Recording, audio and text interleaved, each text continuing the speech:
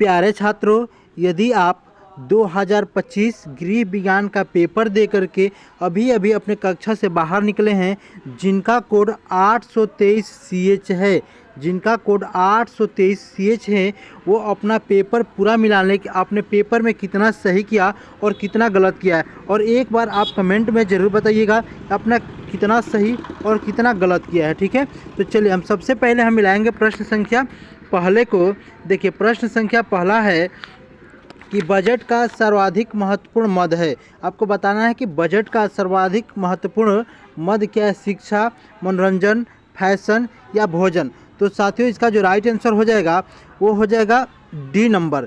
जिन छात्रों ने भोजन क्लिक किया है उनका बिल्कुल राइट आंसर है, यानी डी नंबर सही हो जाएगा। उसके बाद देखिए, दूसरे नंबर प्रश्न में कह रहा है कि अप्रत्यक्ष आय है। बताना है कि अप्रत्यक्ष आय है जमा धनराशि का ब्याज, निःशुल्क आवास, वेतन, कृषि से प्राप्त आय। ठीक है, तो साथियों अप्रत्यक्ष आय में क्या हो जाएगा, देखिए जो राइट आंसर हो जाएगा इसका कृषि हो जाएगा। जिन बच्चों ने कृषि यानी कि कृषि से प्राप्त आय यानी विकल्प संख्या डी को क्लिक किया है उनका बिल्कुल सही उत्तर हो जाएगा। चलिए इसके बाद हम देखेंगे प्रश्न संख्या तीसरा।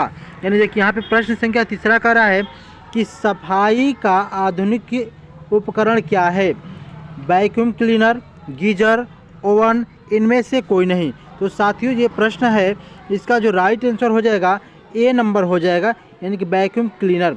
जिन छात्रों ने ए नंबर विकल्प क्लिक किया है उनका बिल्कुल राइट आंसर हो जाएगा। एक बार आप लोग कमेंट करते जाइएगा और बताइए जाएगा अब कितना सही और कितना गलत हो रहा है। ठीक है, उसके बाद देखिए अगला नंबर है कि फूलों को अधिक समय तक ताज़ा बनाए रखने के लिए फूलदानी में के पानी में क्या डालना चाहिए, सोडा, नमक, साबुन या दूध। तो भाई इसका जो उत्तर हो जाएगा ये हो जाएगा नमक हो जाएगा। जिन छात्रों ने बी नंबर विकल्प मारा है उनका बिल्कुल सही उत्तर हो जाएगा। चलिए इसके बाद हम देखेंगे अगले नंबर प्रश्न को। देखिए अगला नंबर प्रश्न था कि 1 किलोग्राम दाल का मूल्य 80 रुपया है, तो 6 किलोग्राम का मूल्य क्या करना है। तो कैसे करेंगे इसको, देखिए 80 में यदि हम 6 से गुणा करा देंगे तो कितना हो जाएगा, 8 से 480 रुपया हो जाएगा, यानी कि इसका विकल्प संख्या सी सही हो जाएगा, विकल्प संख्या सी राइट हो जाएगा। तो चलिए इसके साथ हम चलेंगे अगले नंबर प्रश्न पे। देखिए अगला नंबर जो प्रश्न है, वर्षा का जल होता है शुद्ध, लवणयुक्त, अशुद्ध, इनमें से कोई नहीं। तो आपको पता होगा कि जो वर्षा का जल होता है वो बिल्कुल शुद्ध जल होता है, यानी कि इसका राइट आंसर ए नंबर हो जाएगा। ठीक है, ए नंबर। चलिए इसके बाद हम अगले नंबर प्रश्न को देखेंगे। अगला नंबर प्रश्न है वायु द्वारा फैलने वाला रोग है हैजा, प्लेग, चेचक, रिकेट्रिस। देखिए जो वायु द्वारा फैलने वाला रोग है वो हो जाएगा राइट आंसर चेचक हो जाएगा। जिन बच्चों ने चेचक यानी सी नंबर बिल्कुल क्लिक किया उनका बिल्कुल राइट आंसर हो जाएगा।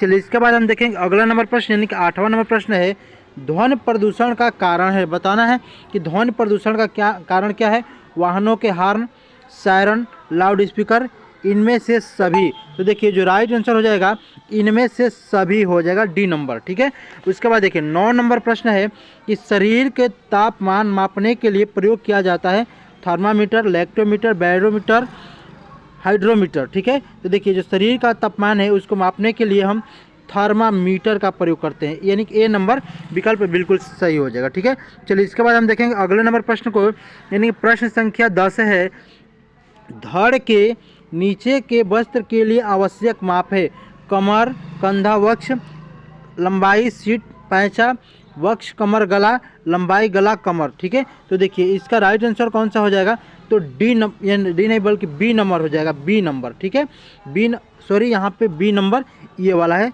ठीक है, लंबाई, सीट और पैंचा, यानी कि बी नंबर बिल्कुल राइट आंसर हो जाएगा। जिन बच्चों ने बी नंबर क्लिक किया है उनका सही हो जाएगा। चलिए इसके बाद हम देखेंगे अगला नंबर प्रश्न, नील का प्रयोग किया जाता है। देखिए कितना इजी प्रश्न है, नील का प्रयोग किया जाता है रेशमी वस्त्रों पर, ऊनी वस्त्रों पर, रंगीन वस्त्रों पर, सफ़ेद सूती वस्त्रों पर। देखिए तो नील का प्रयोग कहाँ होता है, तो सफ़ेद सूती वस्त्रों पर होता है, यानी कि विकल्प संख्या डी सही हो जाएगा। चलिए इसके बाद हम देखेंगे अगले नंबर प्रश्न को, गीजर की क्या उपयोगिता है, केक बनाने के लिए, पानी गर्म करने के लिए, ब्रेड बनाने के लिए, पानी ठंडा करने के लिए। तो देखिए जो गीजर है, गीजर का उपयोग पानी गर्म करने के लिए किया जाता है। ठीक है, यानी कि बी नंबर उत्तर सही हो जाएगा। अब देखिए इसके बाद हम चलेंगे अगले नंबर प्रश्न पे, यानी कि प्रश्न संख्या 13। ठीक है, प्रश्न संख्या 13 का ऊर्जा का प्रमुख साधन है प्रोटीन, विटामिन, कार्बोहाइड्रेट, खनिज लवण। तो देखिए जो ऊर्जा का प्रमुख साधन है वो कार्बोहाइड्रेट हो जाएगा, इन विकल्प संख्या सी बिल्कुल सही हो जाएगा। उसके बाद देखिए अगला नंबर प्रश्न है कि खट्टे फलों के मुख्य विटामिन है। देखिए खट्टे फलों में मुख्य विटामिन बताना है कौन सा है, vitamin A, vitamin B, vitamin C, vitamin D. तो देखिए खट्टे फलों में जो विटामिन होता है वो विटामिन सी होता है, यानी विकल्प संख्या सी सही हो जाएगा। ठीक है, उसके बाद देखिए अगला नंबर प्रश्न को चलते हैं। देखिए अगला नंबर प्रश्न है कि उत्तम स्वास्थ्य का प्रतीक है सुंदर बाल, चमकीली आँख, मजबूत मांसपेशियाँ, इनमें से सभी। ठीक है, तो देखिए इनमें से सभी यहाँ पे दिया है, तो भाई इसका राइट आंसर कौन सा हो जाएगा, 15 नंबर तो हो जाएगा डी नंबर हो जाएगा, डी नंबर इनमें से सभी हो जाएगा, डी नंबर। ठीक है, ध्यान रखिएगा। चलिए इसके बाद हम अगले नंबर प्रश्न पे चलते हैं। अगला नंबर प्रश्न कह रहा है कि शिशुओं में के मेरुदंड में कितनी अस्थियाँ होती है। तो देखिए शिशुओं के मेरुदंड में जो अस्थियाँ होती है 33 होती है, याद कर लीजिएगा कि 33 होता है। ठीक है, एक बार आप लोग कमेंट कर दीजिएगा कि अब तक हमने 16 प्रश्नों का एनालिसिस कर रखा है, आपका 16 में से कितना सही हुआ और कितना गलत हुआ। ठीक है, उसके बाद हम प्रश्न संख्या 17 को देखेंगे। मोच आने पर निम्न में से किसका प्रयोग किया जाता है, डिटॉल, आयोडेक्स, सोडियम, लौह तत्व। तो देखिए 17 नंबर का जो राइट आंसर हो जाएगा वो बी नंबर हो जाएगा, यानी कि आयोडेक्स का प्रयोग किया जाता है। ठीक है, अगला नंबर प्रश्न है कौन सा अंग श्वसन क्रिया में हिस्सा नहीं लेता है। कौन सा अंग श्वसन क्रिया में हिस्सा नहीं लेता है, नाक, हाथ, फेफड़ा, श्वास नली। तो देखिए श्वसन क्रिया में क्या होता है, तो हाथ जो है हिस्सा नहीं लेता है, यानी कि बी नंबर उत्तर सही हो जाएगा। साथियों हम देखेंगे प्रश्न संख्या 19 को। स्ट्रेचर का प्रयोग कब होता है, बताना है स्ट्रेचर का प्रयोग कब होता है, खेलने के लिए, बाजार जाने के लिए, घूमने के लिए, रोगी को ले जाने के लिए। ठीक है, देखिए तो जो स्ट्रेचर का प्रयोग होता है वो रोगी को ले जाने के लिए किया जाता है, यानी इसका राइट आंसर डी नंबर हो जाएगा। अब चलिए हम अगले नंबर प्रश्न में चलते हैं, यानी प्रश्न संख्या 20 का रहे बर्फ का टोपी का प्रयोग होता है ठंड से बचने के लिए, नींद के समय, तीव्र ज्वर में, विष खाने पर। ठीक है, देखिए जो बर्फ़ की टोपी का प्रयोग किया जाता है तो कब किया जाता है, ज्वर से, यानी तीव्र ज्वर से जो होता है तब प्रयोग किया जाता है। ठीक है, यानी कि इसका राइट आंसर सी नंबर हो जाएगा। तो साथियों हमने पूरे 20 बहुविकल्पीय प्रश्न का उत्तर देखा। एक बार आप कमेंट में बताइएगा कि 20 में आप कितना स्कोर कर पा रहे हैं।